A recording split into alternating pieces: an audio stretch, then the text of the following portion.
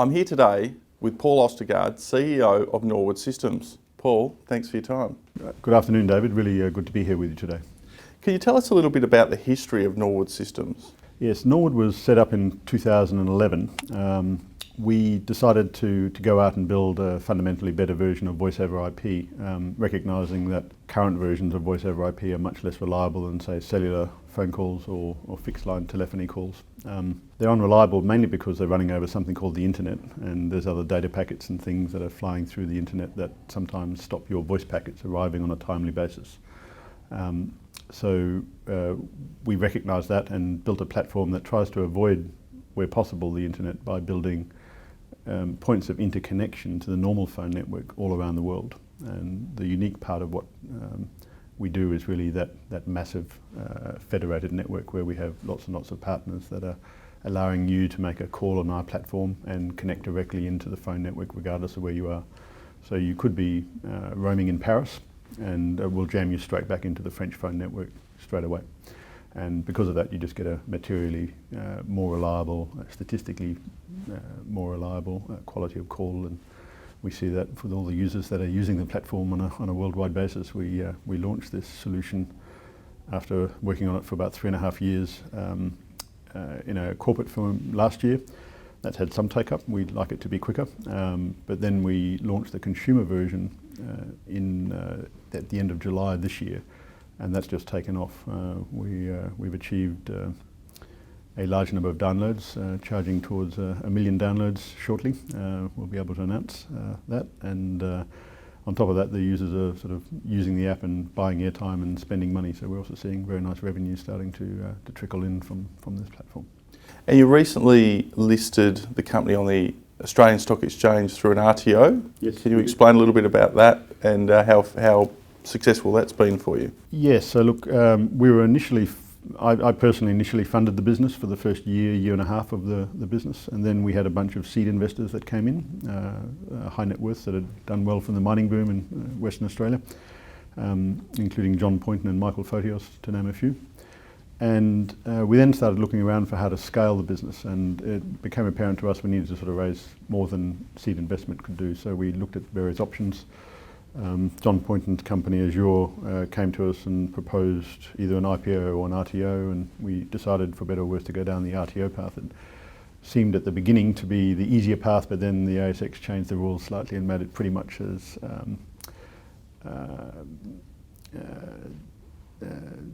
detailed or difficult to do as a normal IPO in terms of the level of compliance and due diligence that you had to commit to. So we effectively went through an IPO process, but did it through an RTO vehicle. Back on the 16th of June, we finally concluded the deal. And how important has it been to have long-term supporters as investors in the business? Look, I received an email this morning from something called Perth Tech Board, and they had a map inside the email of all the technology startups that are in Perth. And what they've done is an interesting exercise in clustering where these companies are sort of growing from. You know, what is it, an incubator, or is it someone that's done an RTO on the ASX? And what's firstly apparent is there's hundreds of them. There are hundreds of tech startups in Perth, which I think is a very good thing. We're sort of coming to the tail end of the mining boom, and you know, what we're seeing is lots and lots of startups really bubbling up from sort of bottoms up funding from mums and dads investors, seed investors. And I think it's enormously important, to answer your question, that we have those sort of seed investors willing to have a punt initially to get them at least to get to that first de-risking milestone where they can prove the concept and then go out and look for further capital. And some of the supporters that have supported the business over a period of time? Yes, they have. I mean, you know, all of our investors have sort of stayed in with the company on a pretty loyal basis for years. And it's building a platform like ours. I mean, we intend ultimately to take on the likes of Skype and Viber and move beyond just the kind of niche roaming segment that we're going after. We're seeing that already. We're starting to target, for example, migrant workers in countries where they're calling back to the Philippines or India, places where they simply don't have a voice over IP capability because there isn't any internet for these people. They have to make real phone calls. And where they are in the UAE or other places around the Middle East, for example, very expensive. Have you been surprised by the success of the application that you've created? Yeah, so let's talk about that a little bit. We're the 5th highest selling travel application in the world on the Apple ecosystem at the moment. We're above these also runs like Airbnb and Booking.com and Kayak. And it's really quite astounding. Yesterday we were the top grossing travel app in the US, so yes, we are a little bit surprised. But I guess not entirely so.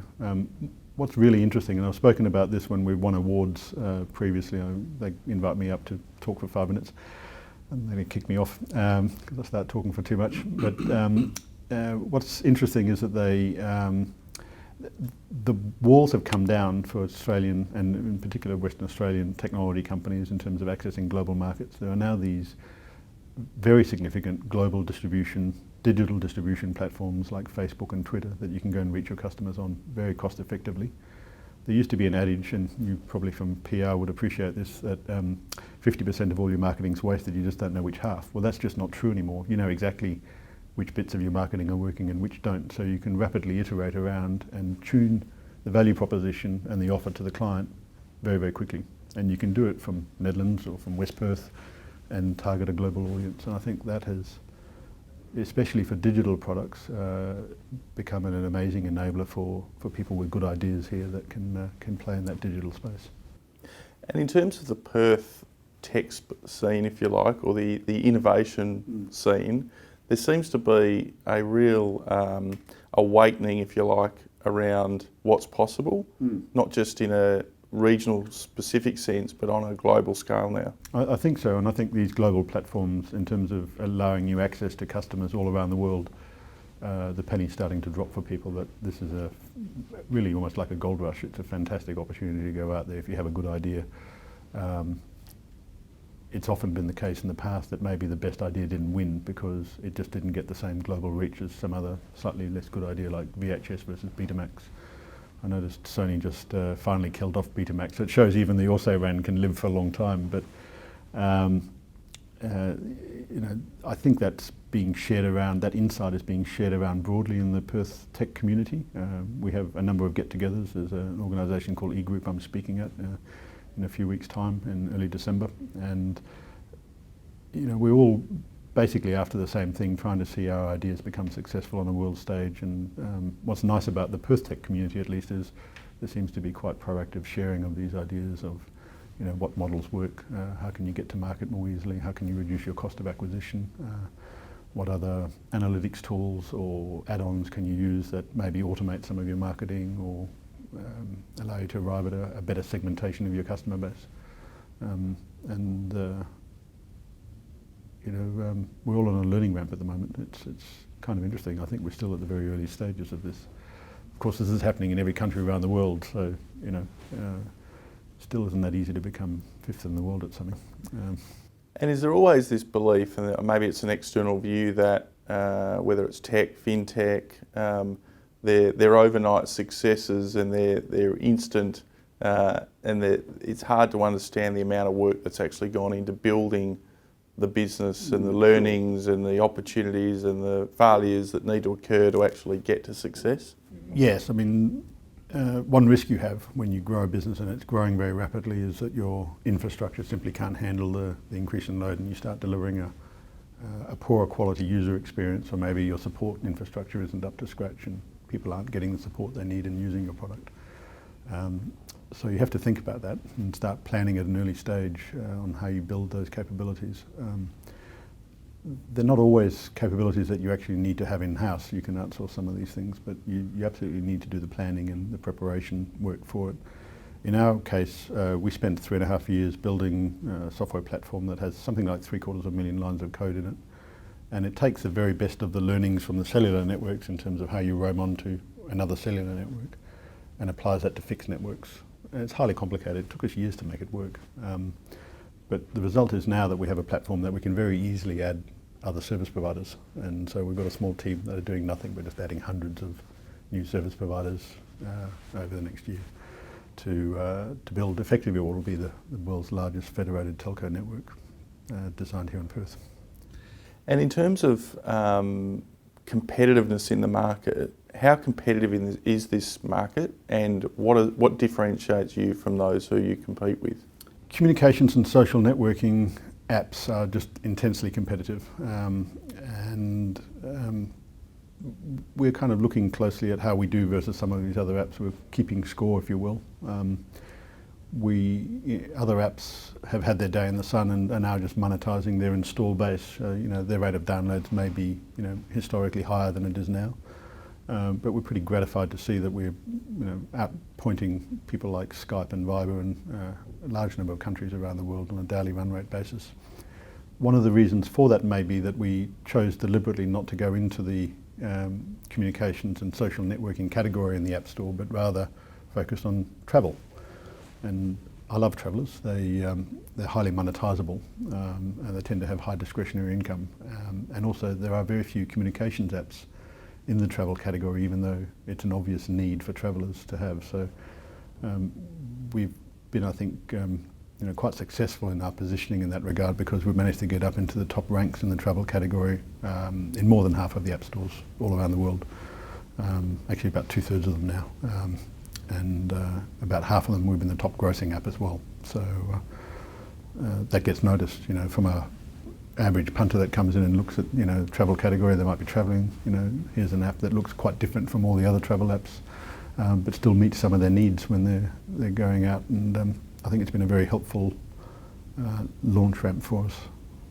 And in terms of upcoming milestones, both at a corporate level and maybe at an operational level, what are some of the things that investors should be looking for as milestones for the future? Sure.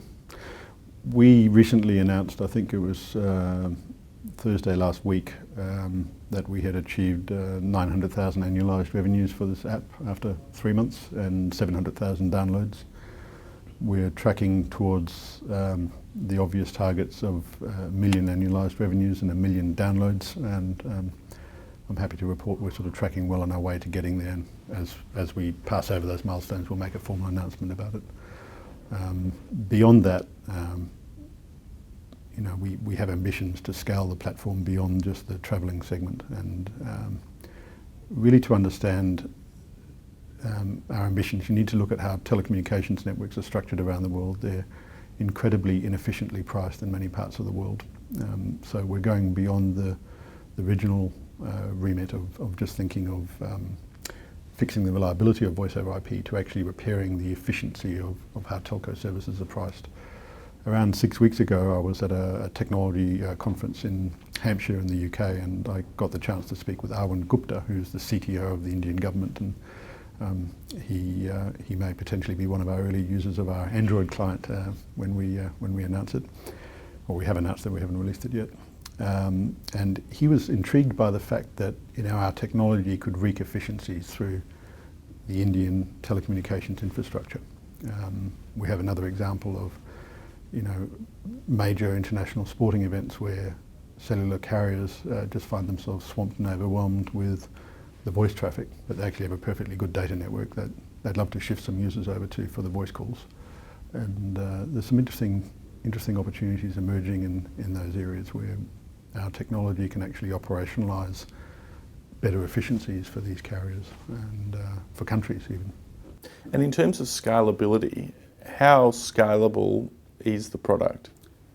I don't think there are any fundamental upper limits to our scalability. And lastly, have you been surprised by some of the countries that have picked up the app and are now using it on a significant scale within their own communities? Yes, let me talk about that a little bit. We have been. We have decided, for better or worse, to internalise our digital marketing and analytics capability in-house. And what that provides to us is the ability to be surprised firstly, and then to study the living daylights out of why those things are occurring. And we're starting to understand that. One of the major factors is that I think we've gotten our pricing absolutely spot on in certain countries.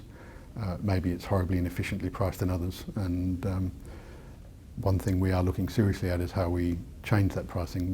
We actually leverage the world's most efficient pricing platform, which are the world's fixed international phone networks around the world. Gives us a lot of scope to play at a different level where we're not just skimming the market, but we're actually deeply penetrating the market. And we got it accidentally right in a couple of geographies like North Africa and the Middle East. We're now looking at pricing and how we can use our low cost base as a weapon to kind of penetrate further into those markets. So events such as the TechKnow conference that you're participating in, how important is that to raising the awareness for companies such as yourself and those others who are here amongst the investment community? Look, I think that particular conference was incredibly useful to us personally.